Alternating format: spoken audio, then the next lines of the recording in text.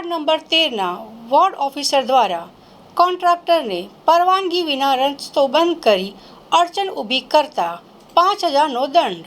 Ward number 13માં આવેલ પિરામિતા road પાસે ખાનગી ફિલ્ડર દ્વારા નવા કન્સ્ટ્રક્શનની કામગીરી ચાલી રહી છે, ત્યારે કોન્ટ્રાક્ટર દ્વારા સ્લેબ કરવાની કામગીરી ચાલી રહી છે. ક્યારેક કોન્ટ્રાક્ટર દ્વારા કોઈ પરવાનગી લીધા વગર રસ્તો બંધ કરી દેવામાં આવ્યો હતો, જેની વોર્ડ નંબર તેમના વોર્ડ ઓફિસને ધ્યાન જતાં કોન્ટ્રાક્ટરને દંડ ભરવાનું કહેવામાં આવ્યું હતું.